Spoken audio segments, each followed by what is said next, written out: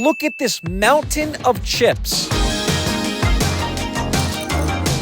You're the biggest 131 in my life, but I'm giving someone a $10,000 free roll on the log. I'll pay for your flight, hotel, and front the 10K buy-in. Click the link in the description for all the details. Good luck. Enjoy the video. You're actually such a bozo. This is giving me anxiety. I'm a brand ambassador. I need tape. Stop it right. So ridiculous. Ready to stack you.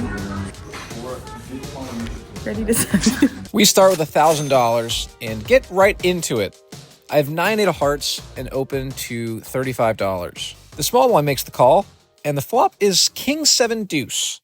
He checks, I bet $25, and he makes it $100. Now, little backstory, I'm here in Austin, Texas for 4 days, and Tanner is letting me stay with him free of charge. I think he is being a little ha-ha funny.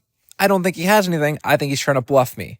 Now, I obviously don't have anything, but I have a backdoor flush draw, backdoor straight draw, and I'm in position, so there's some opportunities to steal it on later streets. And at worst, I'm giving the guy rent. So I make the call. The turn card is the 5 of diamonds. We pick up a straight draw. However, Tanner continues firing for $200. If I make the call, I think he will jam all in on a lot of rivers as a bluff or for value. But even if he's bluffing, I can't call. So I decide to put it all in. He doesn't snap call, but it turns out he has king queen. He was not bluffing. He makes the call, and we are in horrible shape. We need a 6 or else we're dead. Given the rent, we are going to have to make a comeback. Okay. Here we're playing 1 3 10 20 40. Max just goes all in for $500. I go all in with king 10 offsuit. And this guy calls with pocket 6s. I'm not pleased, but turns out we're in decent shape. Max has 10-5 offsuit, so we need to improve or else we are in shambles. We flop a pair, and now we're a massive favorite.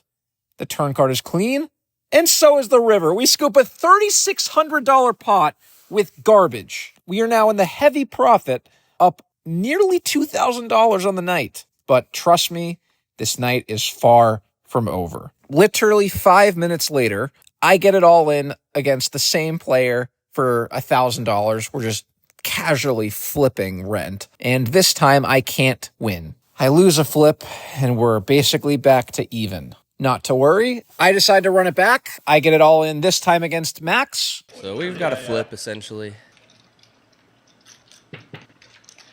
Max still in the lead with the ace, and Corey does have a queen of hearts, but... And same result. Now we are stone cold even. That's not great. Within 30 minutes, I've been down 1,000, up 2,000, up 1,000, even. When I tell you that this is just the beginning, you buckle up and enjoy the ride. Abby opens to $125, and I make a very speculative defend with 6-4 offsuit. I flop a pair and an open-ended straight draw, so I decide to lead small. This board's going to favor me quite a lot. Abby's not a believer. She makes the call. The turn card is a 7. It's actually a pretty good card for me. I think Abby could have a lot of ace high, and I decide to continue betting. Very small, $125. She makes the call, and the river is the jack of hearts. For some reason, I think I have the best hand. I really think Abby has a hand like ace high and is just not going to believe me. So I toss out $150, trying to eke out some additional value, and I get snap called by pocket 10s. Now I am down $300. I am swinging more than a kid in a playground. I raise to $100 with 9-7 offsuit. Then Abby jams all in my face. I make a really tight fold, and the night is just not seeming to go my way. I pick up queen jack offsuit for a third time and find myself all in again. We're playing basically 50-100. We are like 5 big blinds deep. I'm not folding 2 face cards. Turns out the small blind has 7-4 of clubs. He asks how many times do you want to run it? And I say once. The flop is jack high. We're a massive favorite, but I can't help myself. And Corey just flopping a jack immediately. I asked for him to turn an open in his straight draw, and he bricks. Thank God. That was really scary. I should just watch my tongue. It is mighty powerful. And so is Queen Jack. We finally win a hand. I have been up and down around the town, but I have nothing to show for it. My stack is literally $2,000. I am stone cold even. We're playing a reasonable 10-20, and max raises to $100. I min click to $180. Then this guy shoves all in for $600. I'm just not folding, so let's go off to a run out. He is ace king and flops trips. I am nearly dead. Okay, now I am dead. I can't win this hand. Here's on screen my current day. We're back down to $600. I'm tilted out of my skull. In this hand, there's an $80 straddle. We're playing 1, 3, 10, 20, 40, 80. Someone jams all in for $500. I have pocket eights. I'm not folding. We go off to a run out where everyone else folds. TJ turns to me and says, "Hey man, can we run this twice?"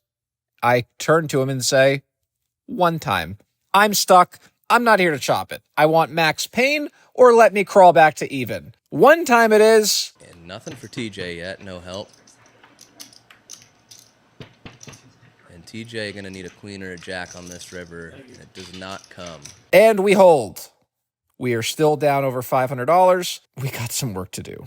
I get it all in with pocket sevens against ace 10 and flop a boat. Row, row, row your stack gently to the bank. I get a nice double up. We're back to even.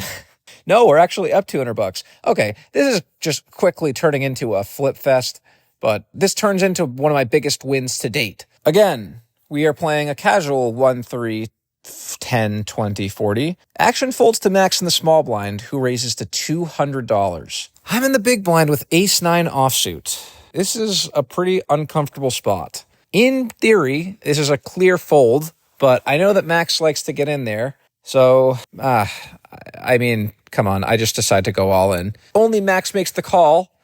He says he has an ace, which I don't think is great, but he shows ace 6 offsuit. So it turns out we're a massive favorite with a really speculative hand. We decide to run it twice, and he flops a 6. Now I'm praying for a chop. He wins the first board. And if we don't hold on the second flop, then we are going to lose a nearly $4,500 pot. The flop is clean. So is the turn. He has a 3% chance to win this one, and he doesn't do it. Chop it up. We end up profiting $20 in the hand. Quite anticlimactic. It's a horrible decision. You should just pure fold my hand, but as you can clearly tell, I'm kind of in the mood to gamble. This session is a degenerate's wet dream. It's an all-in fest, lots of gamble, but this hand, there's a bit of a strategy. The $40 straddle is on, a few players limp, and I decide to as well with Jack 5 of diamonds. Brittany raises to $220. Action folds back to Max, who makes the call. I go all in, Brittany calls, and Max folds. Great development. That's exactly what I was hoping for. And turns out we're up against ace 7 offsuit. As you can see, it's a 60-40, and she only has $932, but the pot is $2,200. So there's like $400 of additional money. That's great with me. Let's run the board. We decide to go twice. Dreams at some point, because that was pretty hilarious. All right. That's a clean flop for the Clean ace. flop so far. Uh-oh. And I find a jack on the turn. So we scoop the first board. That. There we go. Ace. Ace on the flop. 4. Just hold. Keep it clean. All right. There we go. Chop it up. 7. So we end up chopping it up, but profiting a few $100s from all the dead money. Quite the degenerate way to make a bit of bucks. In this next hand, the $50 straddle is on. I decide to limp king queen offsuit under the gun. Abby goes all in for $1,200. Then Max re-raises to $2,500, effectively putting me all in. Ah, God, this is actually a really tough decision. I don't want to play a $5,000 pot when I'm probably behind. Someone could have ace high or block some of my outs. Like if they have ace queen or ace king, it's like not a great situation. So I end up folding, and it turns out I was ahead. They have 8-7 and king 9. They run the board twice, and I would have lost both boards. So I luck box fold my way into saving $2,000. I'm still up $500 at this point, in what is the craziest 1-3 game of my life. I'm having a great time. I'm obviously here to gamble, but I'm trying to put myself in favorable situations. Like so. Brittany raises to $50, and 4 of us call. We go 5 ways to a flop of ace-6-6. I have king-6 offsuit, by the way. It's a pretty good hand. Action checks around, and the turn card is the 9 of spades. I decide to get tricky and check once more, but this time Brittany does not. She places a bet for $160. TJ folds, Catboy folds, but Max calls. It's not rocket science. I have trips. I'm going to put in a raise. I make it $700. Brittany quickly folds, but Max does no such thing. He's unconvinced, and he makes the call. Massive pot developing as we go off to a river. The 7 of clubs does not change a thing. Max checks, and I go all in. Come on, buddy. Put the chips in the middle. Max is like, all right, buddy. He stands up, takes a drink of water. He's trying to put the pieces together. He said, I'd rather call and be wrong than get bluffed. I call. I flip over the trips, and he ships over the money. We win $2,600 in this hand, skyrocketing up over $3,000 in profit for the night. I honestly don't blame Max for calling. I mean, take a look at the hands that I've been playing. The table decides to do a double board bomb pot, which I'm not even going to try to explain. It's a really complicated game. Instead of 2 cards, everyone gets 4, and we go off to see 2 boards. I end up flopping the nut straight and an open-ended straight draw on the other board. So I have the best possible hand on top and a lot of ways to make the best hand on the other board. So there's a bunch of betting, a lot of calling. I decide to go all in, and 2 players end up making the call. So 3 of us are all in, and we're playing another $3,000 pot. We're up against 2 flush draws, so we're in great shape on that board. So a queen on the bottom. That's Oh my god. Oh my god. 9. Catboy actually turning a set of 9s on that board. And a 6. But we can't improve, and they make the nut flush.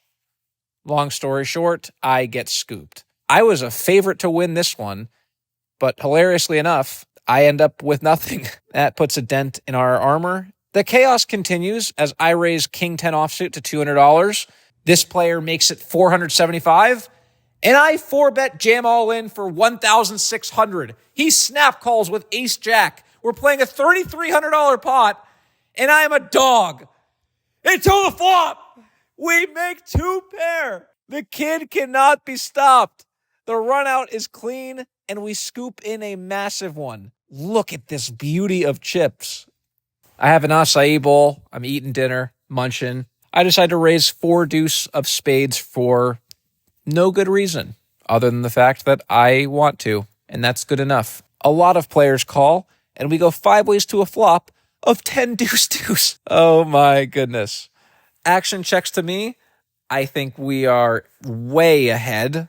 So I decide to check and let people catch up. The turn card is the 9 of hearts, introducing a lot of straight draws and flush draw. Now Tanner bets $200. Abby makes the call. Keller makes the call. And I decide to raise it up to $900, trying to charge those draws. Tanner makes the call. Abby does as well, but Keller gets out of the way. We're going off to see one last card, praying to see anything but a king, 8, or a heart. Or a 6. There's actually quite a lot of cards we don't want to see here. Anything that doesn't complete a straight or a flush, well, that's a great river. I don't think we needed it, but that's a great river. Even better, Tanner goes all in. He only has $300, but he puts it in there, and I obviously call with the full house. He has the nut flush draw, so that's not going to win. This night just keeps getting better and better as I now pick up pocket queens. Max raises to $50, and I decide to call. I put in the sneaky limp. Tanner puts in a re-raise to $175. Then Max jams all in for $1,800. I snap call. Tanner folds. And we're playing a $4,000 pot as a massive favorite. All we have to do is fade an ace. We decide to run it twice, and he flops an ace. That's a disaster. Now we are praying to chop. 1, 2 aces are dead. How hard could this possibly be? Well, the flop is Jack 10. And the turn's a spade. So now any spade, king, or ace will kill us, and the river's another ace. We get scooped. This one sucked. We would have been up $7,000 if we won this hand. But we're still at the top of the leaderboard. 'Tis a scratch, I guess. This has been all-in fest. There's really not been much to surmise in terms of strategy, but that's going to change in this next hand. This is an actual fun one. Max raises to $160, and I decide to put in a re-raise with pocket sevens. I make it $350. Quite the weird sizing, but we're playing quite shallow, and I want to keep some post-flop playability. As I expected, Max makes the call, and we're going heads up to a flop. 10-9-9. Max checks, and I continue for $200. Now Max decides to put in a raise to $600. Oh boy. This is actually already kind of uncomfortable. We are playing quite deep. There's over $3,000 left to play for. But I think there's a lot of hands we're still ahead of, so I decide to make the call. The turn card gets even dicier, and Max does not stop betting. This time he throws out $500. He's setting up an all-in on the river. For whatever reason, my gut is telling me I still have the best hand. We're losing to Queen Jack, any 10, any 9, any Jack, any straight. We're losing to so much. We have fourth pair, but my gut is telling me I have the best hand. It's just one of those things where I can't really explain why. He's repping a really strong hand, so I decide to stick around and see what happens on the river. The river card is a 6, so now, I mean, we're losing to pocket sixes now, if that's ever a thing. But Max finally slows down and checks. We're not getting value from worse. There's no reason to bluff, so I just check it back. And we end up beating 7-6 of clubs. This was a really fun hand. I'm up $6,000 at this point in the night as I pick up ace-7 of clubs. I raise to 100. A few players call. Then Caleb goes all in for $1,000. I go all in as well. The other players fold, and we rip it one time. Being informed of one of the hands. And flop 2 pair. We cannot... Okay, I'm talking way too soon. This guy turns a flush draw. We're up against King 10 of hearts. Any heart will put us in a coffin. We have to dodge a lot of outs. Come on! That was way too close for comfort, but we scoop in yet another pot. Look at all of the chips in front of me. This is insane. This is a 1-3 game in Texas. I'm up $7,000. We are on a sun run of a century, and we're not done. I pick up pocket aces. Max raises to $60, and once again I put in a sneaky call. There's been so much action in re-raising that I want to punish. However, this plan quickly backfires as 3 other players make the call, and we go 5 ways to a flop. Disastrous. I should have just raised myself. The flop is double punishment. It's 8-7-5 with 2 spades. So bad. Action checks to me. I don't want to bet and then get check raised. We're really deep, and it'd be a disaster to get it all in with 1 pair. We have the best pair, but we could lose to sets, 2 pairs, straights, flush draws. Like, there's just so much going on. I don't want to play for all of it right now. I decide to check. Action checks around, and the turn card is a jack. Now Tanner decides to pot it for $250. This is super scary. He's betting out of position into 5 players. Keller makes the call, also very scary. I am not folding yet, but I am proceeding with caution. The river card is the king of hearts. If Tanner bets big here, I am probably folding, but he checks, Keller checks. My goodness, this was a wave of emotions. Considering they both checked to me, I think it's pretty likely we have the best hand.